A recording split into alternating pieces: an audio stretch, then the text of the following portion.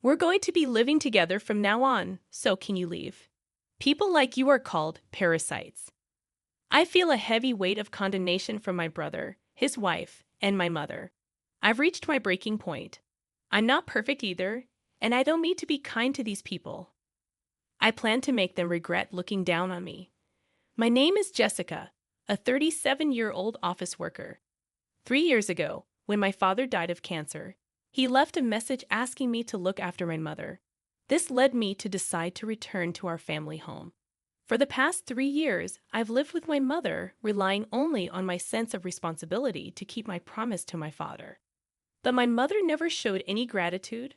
On the contrary, she kept making various demands as if it were natural.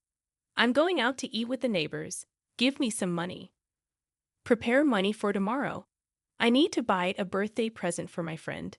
I want a new vacuum cleaner. Ours is old, so get the latest one. She keeps throwing all sorts of demands at me. If I refuse, she gets furious and becomes uncontrollable. So basically, I comply with her requests. Managing the money I give every time is cumbersome. So, I acknowledged her as an additional cardholder and set up a separate main account for the card debits. This way, I only need to transfer a lump sum to that account. As a single office worker at this age, I've worked for a long time and have a high salary. Furthermore, I've been investing in stocks since I was young, so I have considerable savings and assets. Of course, I wouldn't tell my mother about this. She's always been a spendthrift, so it's clear she'd waste it. But for now, even if she squanders money, it's not particularly problematic. Unaware of this, my mother continues her wasteful spending while I try to save as much as possible. Our monthly expenses amount to about $4,000, with the majority being my mother's spending. I fully understand that it's wasteful, but changing the situation isn't easy. I'm not strong enough to abandon my mother. Complicated feelings toward my family get in the way. I wonder if valuing family is hypocrisy or a weakness. The main reason I continue this distorted life is the promise I made to my father. I deeply respected my father. He was diligent, kind, and straightforward, the ideal adult I aspired to be. Following my father's teachings, I started investing at an early stage. Inspired by his words, the earlier, the better, I began saving money from my student days. Even after entering the workforce, I continued to save until I had accumulated enough funds to begin investing. During that time, I educated myself about money and accumulated knowledge. Thanks to this, I was able to smoothly proceed with my investments, yielding profits without any major setbacks. I also emulated my father in how I approached my job. Whenever I faced challenges, I always consulted him. In my early working years, I often went out for drinks with my father after work. My mother was at home, and whenever my father and I discussed work, she would sometimes join the conversation or get upset depending on the topic. So, I cherished those moments outside where I could have undisturbed conversations with him. Guided by my father's advice, I achieved success in my job and gained confidence. I grew to love my work even more. As a result, I became deeply committed to my career. Although I remained single, I have no regrets about being so work-oriented. Life continued much the same way. My mother's spendthrift ways were a concern, but by letting her be and focusing solely on my work, I could lead my life. My mother imposed household chores on me, even though I was working. As a result, I strived to balance both work and household duties. Consequently, I juggled both work and domestic responsibilities. As time passed, I became adept at household chores and even improved my cooking skills. I tried to see this in a positive light, believing these skills would come in handy if I ever got married. However, I was growing weary of a life tied down by my mother. I knew I had to eventually break free from this lifestyle. In the midst of all this, the presence of my elder brother and his wife added to my troubles. Recently, my elder brother David, who's 2 years older than me, and his wife Lily, who's the same age as me, began visiting our family home frequently. There wasn't a problem with them visiting, but historically, David and I never got along well. Our personalities clashed. I was more conservative and careful, resembling my father, while David, like our mother, was the complete opposite. From childhood, he would spend his allowance as soon as he got it, lacking any foresight or planning. He lived for the moment. One of David's clever tactics was winning our mother over. He was very skilled at being sweet and charming. Whenever he ran out of money, he would sweet talk her into giving him more. "Mom, thank you for always working hard and doing household chores for us. I'll help out with chores next time." With such flattering words, he would easily manipulate her, and she would invariably buy him whatever he wanted. Furthermore, David was skilled in sports and was an active member of club activities, especially in soccer. He was good enough to be chosen as a select member, and his impressive performance was praised by people in the neighborhood. To Mother, David was a son to be proud of. Being with him made her feel as though she too was being praised. Receiving compliments from David became a regular occurrence, and Mother often spoiled him. On the other hand, I was good at studies but did not excel in anything else. Therefore, from Mother's perspective, there might not have been much to praise about me. I looked average, and most people in the neighborhood seemed to know me as David's sister. Due to such circumstances, Mother appeared very fond of David, showing little interest in me. The fact that I had a close relationship with our father might not have sat well with her either. Furthermore, David and I didn't get along well, leading Mother to naturally side with him. Although our father tried to treat both of us equally, Mother's special treatment made David more arrogant and cold towards me. "Jessica, move, you're in the way." "Why?" "I was watching TV first. The anime I want to watch starts now." "Move from that spot on the sofa." "What? You've recorded that anime. You can watch it later." "I want to watch it live now." "Just move." David's selfishness was a recurring event. He wasn't satisfied unless he got his way. Even observing these unreasonable demands, Mother was always on David's side. Whenever we fought or argued, even when David was at fault, she always took his side. "What are you doing, Jessica?" "David's show is starting, so hurry up and let him watch." "But I was watching something." "Stop being selfish and let him watch. You go back to your room since you're just in the way." Mother yelled at me with a harsh tone and attitude. With no other option, I returned to my room while David took the sofa without any sign of remorse. Mother brought snacks and juice only for David, not for me, especially when our father was not around. Mother would favor David and ignore me, growing up in such an environment. I naturally distanced myself from David as we became adults. The first time I met David's wife, Lily, was unforgettable. "So you're David's sister, Jessica, right? You're just as plain and unfashionable as David described you. You lack any charm." I was at a loss for words. Shockingly, this was said to me during a family gathering. While she might have been scolded by her parents for such words, David and Lily seemed to enjoy it. I instantly took a dislike to Lily. Even at family gatherings during New Year's and Independence Day celebrations, Lily insulted me many times. "Jessica, we're the same age, but you're still not married. It feels like you've never even had a boyfriend, right?" David and Lily, in unison, made fun of me. "No man would ever want to date someone as plain as you. Jessica has always been a worthless woman with nothing going for her." David and his wife took advantage of my father's absence to belittle me. My mother sided with David, only laughing without defending me. Thus, every time the family gathered at our parents' home, I felt uncomfortable. Several years ago, due to David's job transfer, family gatherings became rare, and I had some peace. However, recently, David returned from another transfer. Since then, regardless of the season, he has been coming home every weekend. Their frequent visits have been a great inconvenience to me, and if anything, their sarcasm seems to have increased. "You're still as plain as ever, huh? Living at home at your age? That's unthinkable. Do you know they call women like you a parasite single?" "Single? It's embarrassing to have a parasite single as my sister-in-law." David and Lily are right. It's truly embarrassing as a parent. Ignoring the fact that I support my mother's lifestyle, I shut myself in my room whenever David and Lily belittle me like this.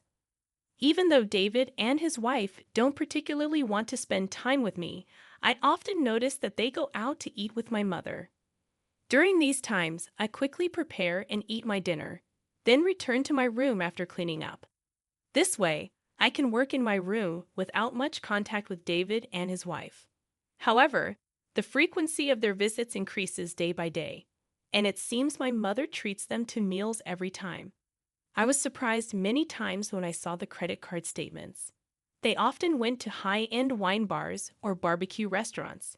Moreover, most of the designer items David and his wife wore were bought by my mother. I couldn't help but question the situation where my mother lavishes them with gifts and treats, and they accept it as if it's their due. At the end of my patience, I once confronted my mother about it.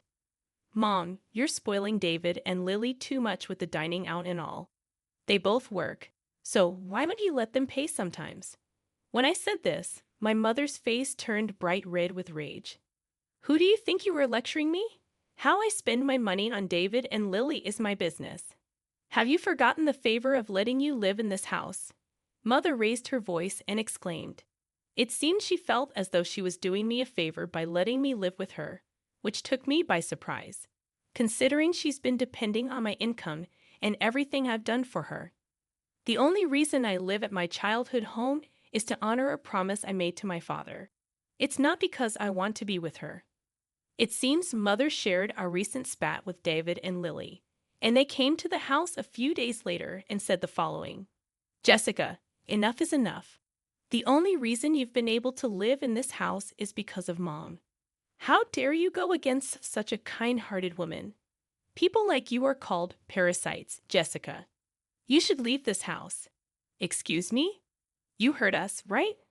We're going to be living here with Mom from now on. Could you please leave?" Parasite burden. The couple, along with Mother, lashed out at me fiercely. My patience was at its end. I'm not a saint. I can't see a reason to be kind to these people any longer. It's too late for them to regret the way they treated me. At that moment, I decided to get my revenge on David, Lily, and Mother. "I understand. If I leave, you'll be satisfied, right?" When I said this, the couple grinned maliciously. "Remember what you promised. If you're still here the next time we come, we won't hesitate to kick you out." Finally, the day has come for us to live in this house. Let's have a wonderful life together, Mom. Yes, I'm very excited. It will be wonderful living with David and Lily. It will be such a joy. As David, Lily, and Mother cheerfully chatted about such absurdities, I went back to my room and immediately started looking for a new place to live. I'm not particularly picky about the size of my living space, so I chose an affordable apartment near my workplace. It's in a building with secure entrances and is close to a supermarket, so I felt safe there. I immediately arranged for a moving company. When I informed Mother about the moving date, she apparently contacted David and Lily right away. About a week later, I completed the move. It seems Mother didn't even want to be with me anymore. She went on a vacation with the couple for several days. They scheduled their return to coincide with the day David and Lily would move their stuff into our family home. As expected, Mother called me soon after. "Jessica, what is going on? Why are the furniture and appliances gone?" "Well, I bought them with my money, so it's only natural for me to take them with me." "What are you talking about? Don't be ridiculous. They were all bought by me. Did you forget that you begged me to replace the furniture and appliances, and I bought them for you? I paid for them with my money. Anyway, all the money you've been using is from me. Stop talking nonsense." It seems Mother had forgotten that the card she was using was provided by me. Mother only remembers things that suit her, but I didn't mind. I casually ended the call. Eventually, Mother decided to buy new things, that she couldn't buy anything because I had emptied the bank account linked to Mother's credit card. A few days later, I received a call from David. "Mom's credit card isn't working. What's going on? You're the one behind this, aren't you?" David's tone was full of anger, showing that he had a sharp intuition. I just did what was necessary. Saying it's my doing sounded negative. I was kicked out of the house. I used to support my mom's lifestyle, but that's no longer needed. I've emptied the bank account linked to the credit card she's been using. I can't stand her spending recklessly anymore. Wait, does that mean all the living expenses? So far, all the living expenses were covered by me. Didn't you know all the wines and grilled meat you and Lily enjoyed? The designer clothes and bags you wore proudly. Everything was bought with the money of the sister you've been looking down on. Is that so? All this time, we've been unknowingly taking advantage of you. Exactly. How do you feel now, David? How does it feel to realize that your lavish lifestyle was thanks to the money of the sister you mocked? You guys are so proud. It must be humiliating. But you're talented, so earning that much money shouldn't be a problem for you, right? I provocatively said it on purpose. David seemed to be at a loss for words, looking very frustrated. Dan, why the hell didn't you tell us? It seemed that David's wife, Lily, had been listening over speakerphone as her voice chimed in. Why didn't you tell us sooner? Mom, doesn't that mean you have absolutely no money? Mother seemed flustered under Lily's accusations. I always thought there was a lot of inheritance from my husband. I'm sorry. While it's true that our father left some inheritance, due to Mother's excessive spending habits, he couldn't leave much. It was for this reason that he advised me to amass as much wealth as possible. I'm sure you all can figure something out, right? I've only done as you told me. David, I'm cutting ties completely with you, Lily, and Mom. So I'm hanging up now. Wait, we're not done talking. Ignoring my brother's protests, I hung up the phone and blocked his number. Later on, I received emails from both Mother and David asking for help. From these, a new revelation came to light. Apparently, David had quit his job, assuming he'd have a leisurely life living off the presumed family wealth. With the constant luxury he was provided, it's not surprising he had such a misconception. Currently, David and his wife are working part-time jobs, barely affording basic household items. Their extravagant past lifestyle is no more, resulting in endless arguments between David, Lily, and Mother. Every time they argue, I receive emails from both parties expressing their desire to live with me. Of course, I've cut ties and simply ignored these messages. Presently, I'm enjoying my comfortable life alone, with no need for any relationship with David or Mother. I believe I fulfilled my promise to my father. I'll continue to work and invest, aiming to increase my assets, and little by little, I plan to explore the worlds of romance and marriage. My name is Amy Johnson. I used to live with my husband, Michael, and our 5-year-old daughter. One day, I decided to go to a fancy sushi restaurant with my mom, which was something we hadn't done in a while. That day, our daughter was having a sleepover at a friend's house. While we were enjoying the luxurious sushi, I overheard a familiar voice from the private room next door. Nothing beats expensive sushi, right, Michael? You must be happy to eat something delicious for a change. Absolutely. Being forced to eat Amy's terrible cooking all the time, I was really sick of it. Thanks for treating me to such delicious sushi, replied the voice. My mom and I stopped eating and looked at each other. Peeking into the next private room, to my shock, there was my mother-in-law and husband. They were ordering only the expensive items and eating with their elbows on the table. So it's Michael and Mom, I thought. And to speak ill of a daughter-in-law behind her back, that's just rude. They always throw snide remarks at me, even when I'm around, so it's nothing new. I responded with a wry smile. Michael is 3 years older than me and works at a major corporation. I, on the other hand, quit my job to become a full-time housewife after getting married. It was the wish of my husband and mother-in-law that I become a housewife right after our marriage. My mother-in-law started pressuring me to have children soon. Luckily, I was able to conceive easily and found out I was pregnant within 2 months of trying. At first, my mother-in-law was happy about the pregnancy, but her attitude changed drastically when she found out it was a girl. A girl? What were you thinking? I wanted a male hair, she exclaimed. But I can't choose the gender, and girls are cute too, right? I responded, cute girls eventually get married and leave. They're of no benefit to us. Make sure the next one is a boy, she insisted. My husband was also disappointed that our child was a girl. Mom wanted a boy so badly, and you gave birth to a girl. Girls just mean more expenses, he remarked callously. Their hurtful comments continued even after our daughter was born, and things only got worse over time. Our marriage deteriorated, and Michael gradually stopped coming home. Meanwhile, my young daughter worried about our family situation, thinking it was somehow her fault. Listening to my mother-in-law and husband badmouth me while making eating noises ruined the sushi experience for me. Then, their conversation took a darker turn. "So, how's Kate? Is the baby developing well?" my mother-in-law asked. "Everything seems fine. I can't wait to see my son's face," my husband replied enthusiastically. "That's great. Unlike some failures, she got pregnant with a boy on her first try. Maybe it's because she's young," my mother-in-law remarked. "Could be. There's nothing better than a young woman. I'm looking forward to starting a new life with my young lover and the baby next year. I wonder how Amy would react when she finds out Michael has a son. She'll probably be so upset," my husband chuckled. The hurtful words and plans they discussed left me feeling devastated and betrayed. But no matter what she says, I'll choose Kate. Hearing their conversation, tears naturally started to flow from my eyes. Though I had sensed their lack of interest in me, I never imagined they were cheating, let alone that there was a pregnancy involved. My mind went blank.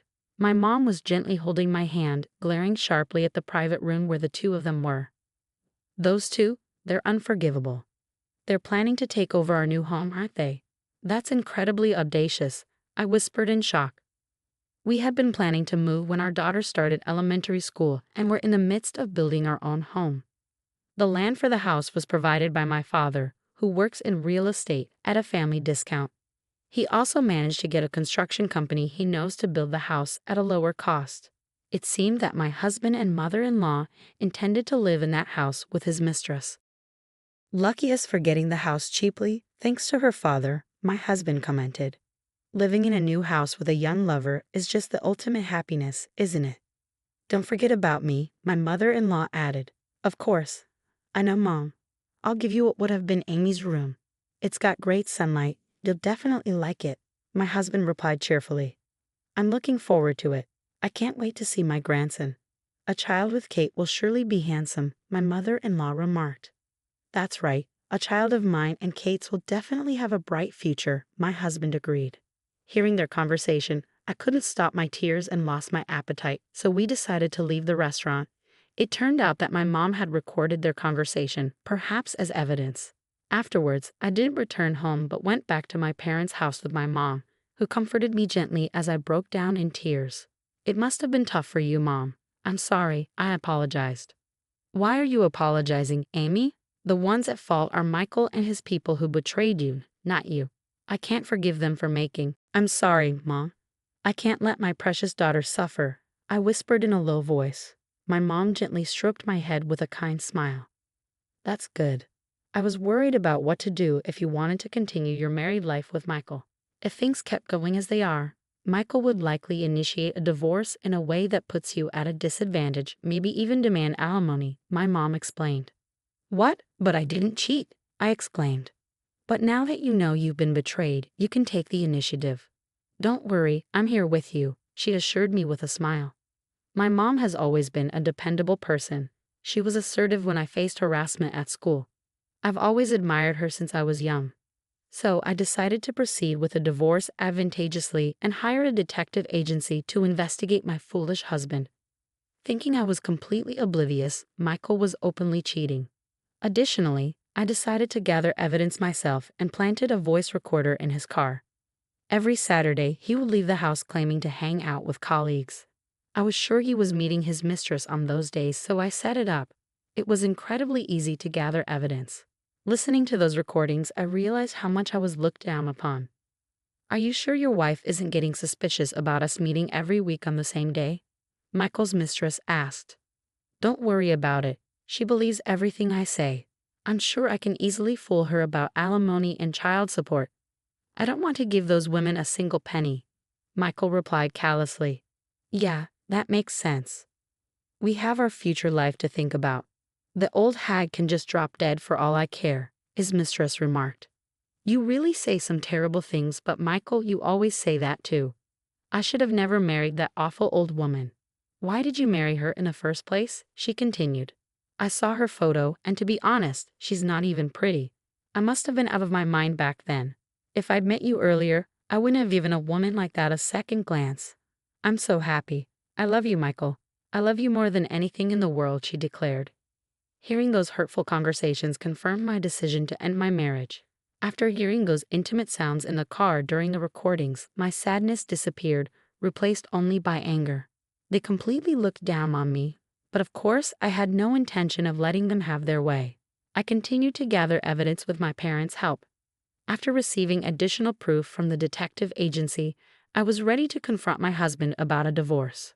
I told my husband and mother-in-law that I needed to discuss something important and called them. My parents offered to accompany me, but I decided to confront them alone. This was my problem, and I wanted to resolve it myself. When the two of them showed up, they looked annoyed. What's this important talk about? We're not so free to attend to your whims. Yeah, you're interrupting our day off. I had plans for a lunch date with friends, my mother-in-law complained. I'm sorry. I just really needed to talk to you, I replied. So what is it? Make it quick. I handed my husband the divorce papers with a serious expression. My name was already filled in. For a moment, they were speechless. What's this all about? Why are you bringing up divorce? I can't continue with you anymore. Please divorce me, I explained. Upon hearing this, my mother-in-law burst into laughter, followed by my husband. What are you talking about? All of a sudden, divorce me? You can't live without me. Exactly, know your place. I'd understand if Michael wanted a divorce, but it's ridiculous coming from you, my mother-in-law mocked. It doesn't matter who initiates the divorce, does it? And without Michael, how do you plan to live? You're just a housewife, and he's been supporting you financially. Are you planning to live homeless with your daughter? Homeless mother and daughter, huh? That would be quite a sight, my husband sneered. They began to mockingly laugh at me and my daughter.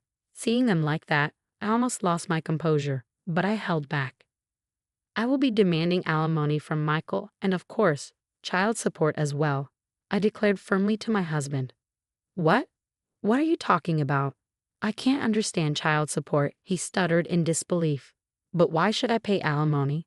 Don't you understand what alimony means? This is why I can't stand uneducated women. Of course I know what alimony means. I'm not that ignorant. So how exactly are you planning to get alimony from me?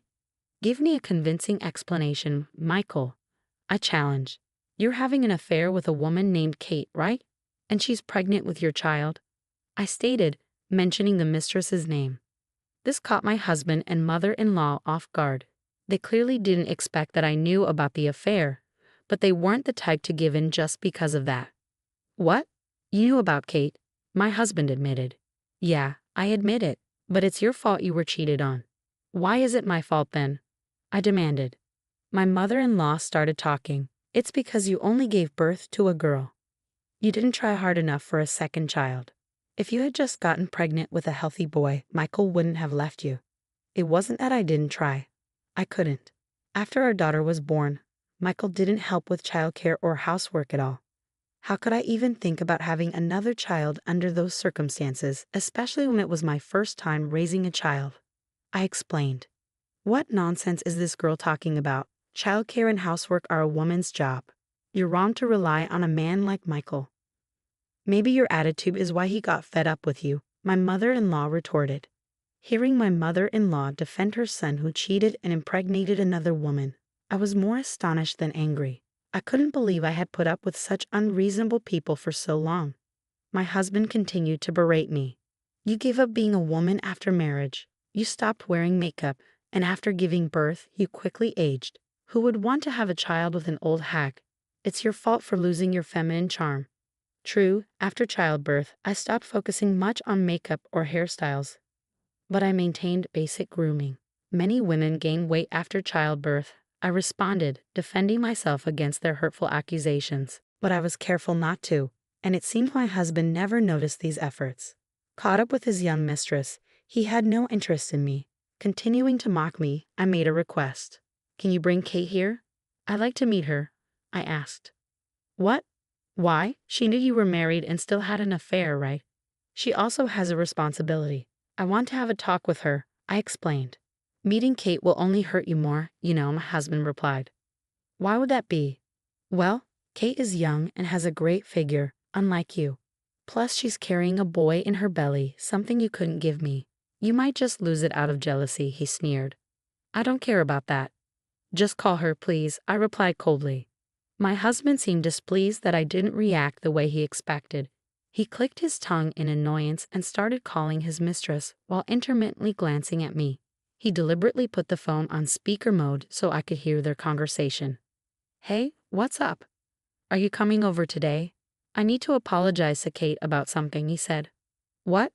What's going on? I'm scared, Kate replied. Turns out my wife found out about us. I want you to come over, he explained. Meeting your wife? That's scary, Kate responded. It's fine.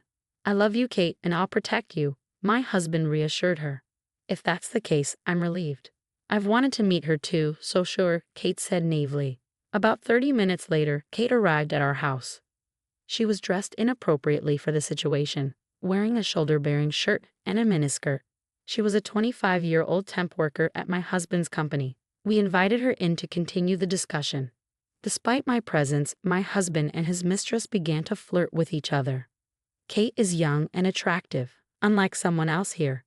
Even pregnant, she takes care of her appearance, my husband remarked.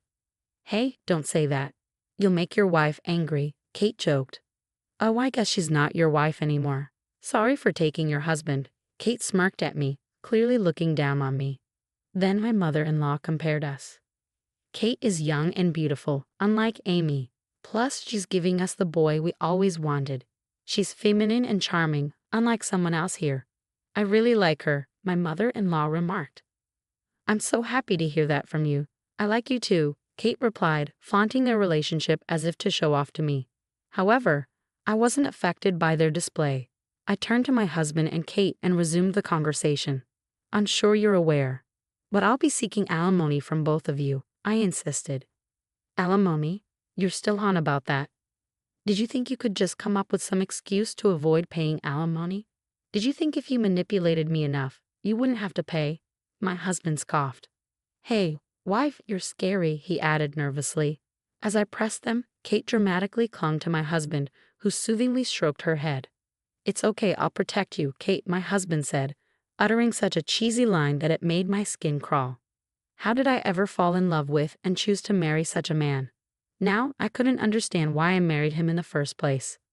Do you understand that if a married person commits adultery, they're obliged to pay alimony, right? I questioned. Kate knew you were married and still got involved with you, correct? I have the right to demand alimony from both of you, I continued. Sure, we're together, but do you have any physical evidence? My husband challenged. You think I don't have anything? I have all the evidence I need, I declared.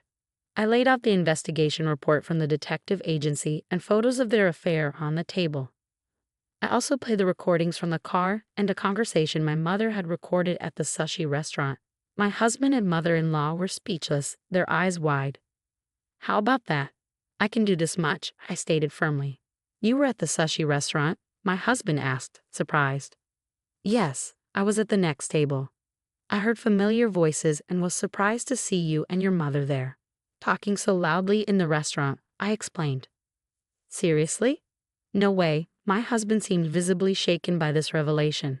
My mother-in-law, too, was speechless, probably trying to think of a way to escape paying alimony. Then Kate spoke up, seemingly oblivious to the seriousness of the situation. Even if we have to pay alimony, we have the new house, so it's no big deal. If we run out of money, we can just sell the house. It's quite a mansion after all. It should sell for a good price, she remarked smugly. Her attitude was more irritating than infuriating. I decided to enlighten her about a certain truth. You seem to be making plans for that house, but I won't let you have it, I replied. What are you talking about? My husband retorted. I'm the one who paid for that house, didn't I? You didn't pay anything, and now you want to take over. Have you forgotten under whose name that house was built? I revealed, causing my husband's face to turn pale as he remembered the truth about the house's ownership. However, Kate, not grasping the situation, still thought she had the upper hand. I know you were looking forward to the new house, but please give up. It's going to be my home now. There's no place for you there. If you really want to live with us, Maybe you can stay in a doghouse or something, Kate said, laughing. My husband, on the other hand, was clearly panicking. What's gotten you so pale all of a sudden? He asked nervously. Well, actually, that house was built under Amy's father's name, I revealed. What does that mean? My husband asked. It means it won't belong to us, I replied. What? So we get nothing, my husband realized. You both will only have the alimony to pay, and Michael, you will also pay child support for our daughter, I informed them. My husband suddenly stood up, begging. Please, I intend to pay the alimony, but can we keep it around $20,000 for both of us? Don't decide that on your own. I'm going to let professionals determine the amount of alimony. I'll claim as much as I can squeeze out of you two. Please have mercy. I don't have the means to pay alimony right now, especially with a child. My ex-husband pleaded. It seemed that my ex-husband had been spending a considerable amount on his mistress. He was never the type to save money, and with his show-off nature, he always wore only expensive items. He probably lavished his mistress with high-end brand gifts and extravagant dates. Indeed, working at a major corporation, he earned a higher salary compared to others his age. However, his expenses far exceeded his income, making it pointless. It appeared that he didn't even have savings of about $20,000 left. Realizing this, the mistress stood up, shocked and furious. Wait a minute. If you have no money, there's no point in marrying you. You've wasted my time, Kate exclaimed. What are you talking about? That's my line. I chose you as a marriage partner because you seemed well off. If you don't have money, there's no point. And if we can't have the mansion, there's no reason to marry. I'm calling off the engagement, my husband declared. Are you serious? My ex-husband asked. I had anticipated this turn of events.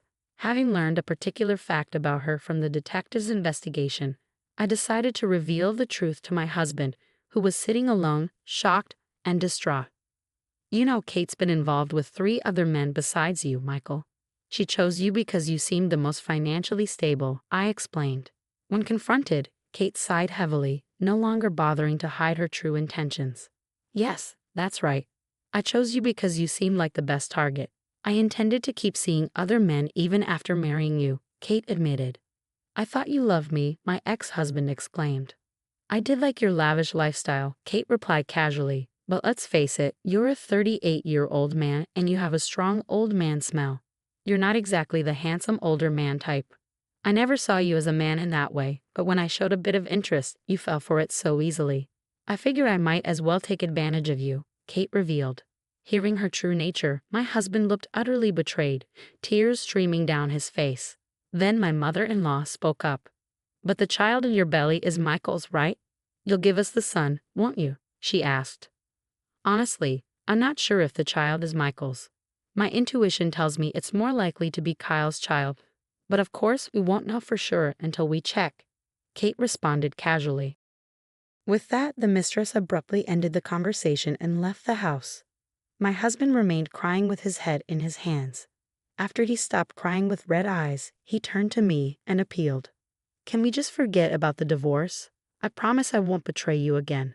Now you say this. You never cared about me or even looked at our daughter, I responded. I'll take care of both of you from now on. You're just scared of being alone, my husband pleaded. Sorry, but I have no intention of remarrying you. After hearing your conversation at the sushi restaurant, I was completely disillusioned with both of you. I had my doubts about you for a long time. I firmly rejected him. He started crying again, his emotions seeming out of control after being discarded by his mistress. Then my mother-in-law interjected. He's willing to try again. Just go along with it. You're better off with Michael's income, aren't you? If you divorce now, remarrying will be difficult. Just drop this divorce nonsense, she insisted. You both betrayed me first. I'm fed up with a cheating husband and a malicious mother-in-law. I'm tired of dealing with you two. Let's handle the rest through lawyers. I'm going back to my parents' house, I said firmly, shaking off her hand and leaving the house. Wait. I want to live with you and our daughter, my husband pleaded, grabbing my leg, his face tear-streaked and distraught. I couldn't bear to look at his pitiful state. Goodbye. Enjoy your time with your mother, I said, leaving the house I had lived in for so long. With the help of a lawyer, the divorce was finalized. I claimed a lump sum in alimony from my husband and his mistress. Of course, I also demanded child support from my husband for our daughter, arranged to be a fixed amount paid monthly. The mistress, having no money, had her parents pay the alimony. She was scolded severely by them and left her job to return home. After giving birth, she lived under her parents' watchful eyes. Though she was there, her parents seemed decent, and knowing the child wasn't suffering brought me relief. My ex-husband continued to work, unable to quit due to his debts from the alimony payments.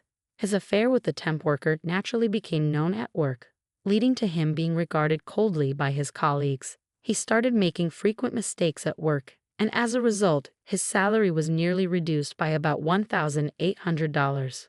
Moreover, for some reason, he blamed my mother-in-law for our divorce and severed ties with her. Since my mother-in-law had been receiving about $1,800 in support from my ex-husband each month, she faced financial difficulties once this support stopped and had to start working part-time, as her pension wasn't enough. As for me, I moved into the newly completed house with my parents. My daughter was overjoyed to live with her beloved grandparents. While raising my daughter, I began helping with my father's business. Now I am living a stress-free and happy life. In the future, I hope to continue enjoying peaceful and bright days with my loving parents and daughter.